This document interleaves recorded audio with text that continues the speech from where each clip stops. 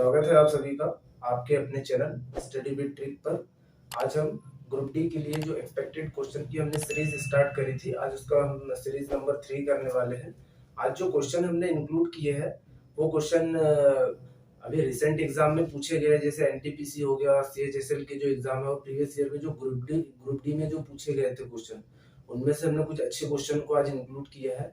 तो हम स्टार्ट करते हैं। पहला क्वेश्चन है दोस्तों, ब्याज की गणना वार्षिक चक्रवृद्धि आधार पर करते हुए खान इरफान को 10% वार्षिक चक्रवृद्धि ब्याज की दर पर 10,000 रुपए की धनराशि 5 वर्षों के लिए उधार देता है, तो चौथे वर्ष के लिए अर्जित चक्रवृद्धि ब्याज कितना होगा ये हमें बताना है। ठीक है, तो दोस्तों चक्रवृद्धि ब्याज क्या होता है? ब्याज के ऊपर ब्याज। ठीक है, तो ये आप सभी को पता होगा।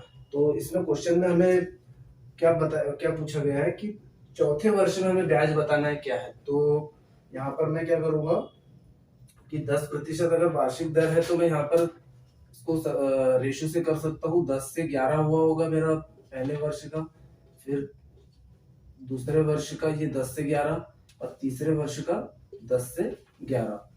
तो मुझे चौथे वर्ष का पूछा है क्वेश्चन में। ठीक है, तो मैं क्या करूंगा, 3 वर्ष का पहले निकाल लूंगा।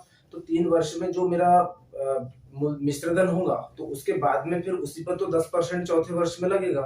तो मैं क्या करूंगा, यहाँ पर 3 वर्ष का पहले मूलधन और मिश्रधन निकाल लूंगा। तो यहाँ पर कितना हो जाएगा मेरा 1000, और यहाँ पर अगर मैं 11 का क्यूब करता हूँ तो क्या होगा 13 31। ठीक, तो यहाँ पर मुझे ये 1000 के इक्वल में दिया हुआ है क्वेश्चन में, कितना 10,000 रुपए। तो ये 1000 रेशो जो है वो किसके इक्वल में है? 10,000 के।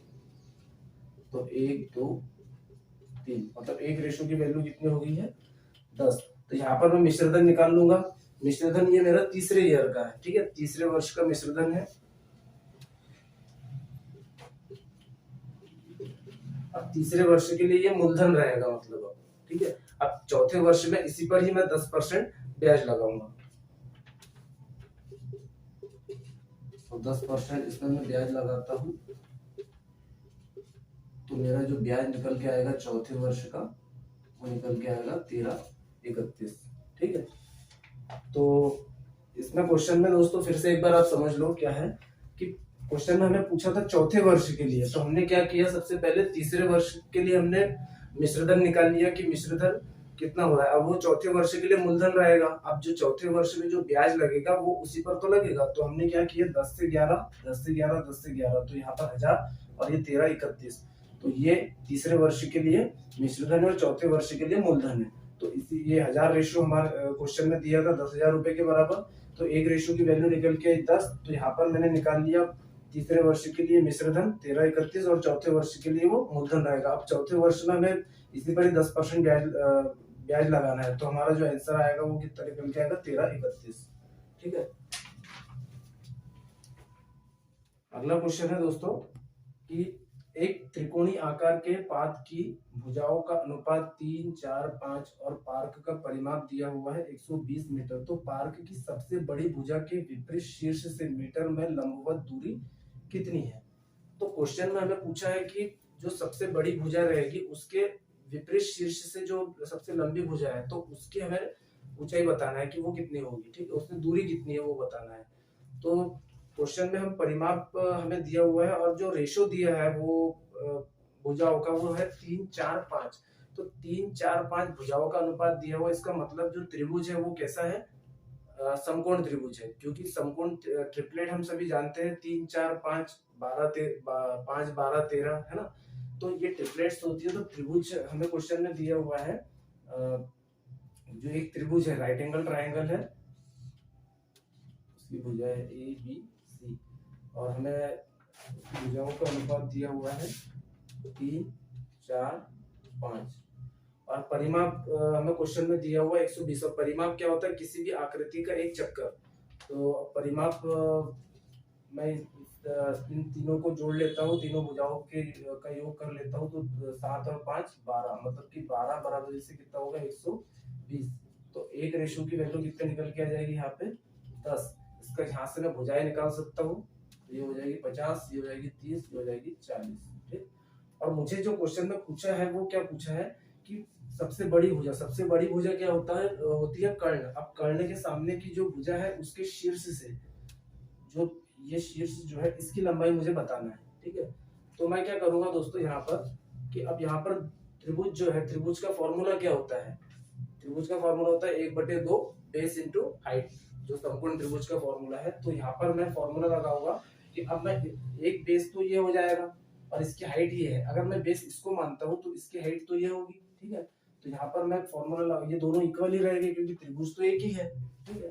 तो 1/2 बेस क्या होगा मेरा 30 और हाइट कितनी होगी 40। तो एक तो ये त्रिभुज हो गया, ठीक। और दूसरा त्रिभुज जो मेरा रहेगा वो क्या रहेगा 1/2 बेस कितना रहेगा 50। बेस मैंने इसको माना है तो हाइट तो यही रहेगी, तो बेस ये 50 है और इसको मैंने h मान लिया जैसे क्वेश्चन, ठीक।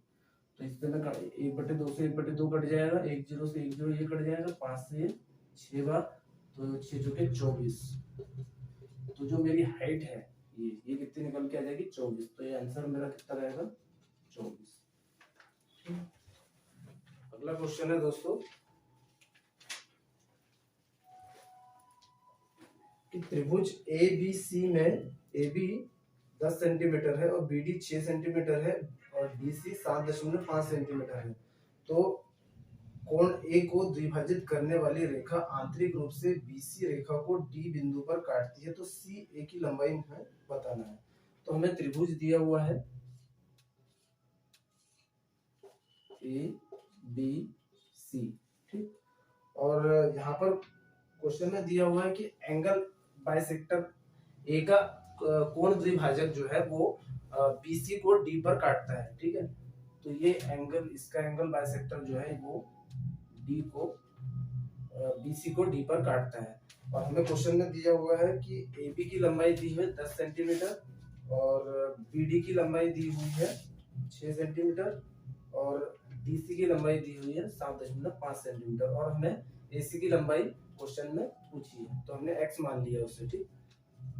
तो दोस्तों एंगल बाइसेक्टर थ्योरम क्या होती है, एंगल बाइसेक्टर थ्योरम में हम क्या कर सकते हैं, इसे हम लिख सकते हैं कि ए बी बटे बी डी ए सी बटे डी सी, ठीक है।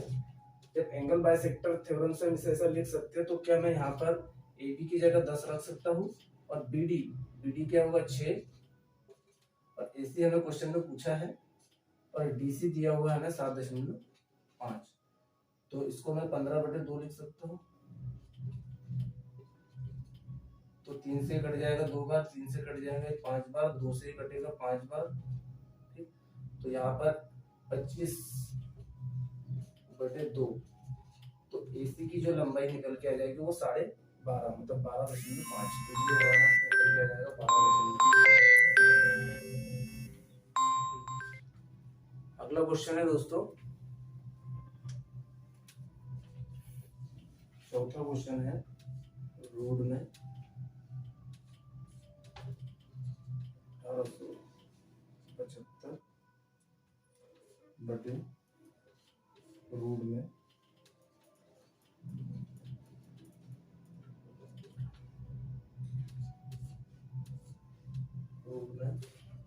700 रोड में 1200। ये क्वेश्चन दोस्तों अभी रिसेंटली एग्जाम एनटीपीसी सीबीटी 2 में पूछा हुआ क्वेश्चन है ये। तो क्वेश्चन में हमें क्या है रूट में दिया हुआ है, तो हम इसे क्या कर सकते हैं कि इस रूट को अब इसका होल रूट हम कर सकते हैं।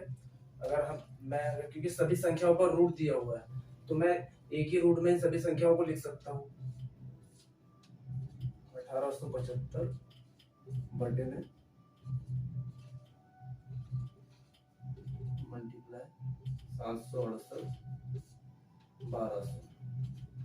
अब इसमें काटापीटी करना पड़ेगा दोस्तों। 5 से हम इसे काटेंगे, 5 3 15 और यहाँ पे बच जाएगा 3, तो 5 7 35 फिर 5 25। तो 5 से इसको काटेंगे, 5 दूनी 10, 5 चौके 20, फिर 5 से काट देंगे, 5 से 5 चौके 20, 5 8 40, 5 से कटेगा, 5 7 35, 5 25, फिर 3 से काट देंगे 16 बार, 3 से काट देंगे ये 25। फिर फिर हम 2 से इसको काट देते हैं 8 बार, 2 से इसको काट देते हैं 2 3 6, 2 8 16, 2 चौके 8। फिर 4 से इसको काट देते हैं 2 बार, 4 9 36, 2 बचेगा इधर, 4 6 24, 2 से इसको काट देते हैं 48। और उसके बाद में अब ये 48 तो इधर 8, 4 से इसको काट देते हैं 4 1 4, 4 दूनी 8, 4 8 32, 4 9 36, 4 7 28, 4 दूनी 8। फिर 12 से कट जाएगा ही, 12 8 96, 12 1 12। तो रूट में क्या बचेगा यहाँ पे 25 बटे 81। कुछ और छूट गया है क्या?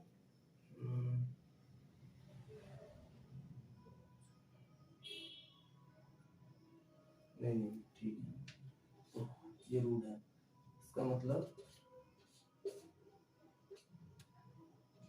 5 निकल के आ जाएगा और यहाँ पे 9। अब ये बड़ा वाला रूट रहेगा, जब इसमें से निकलेगा तो यहाँ से 9 में से 3 निकल जाएगा, यहाँ पे तो 5 रूट में 5 रहेगा और बटे में 3। ये हमारा आंसर।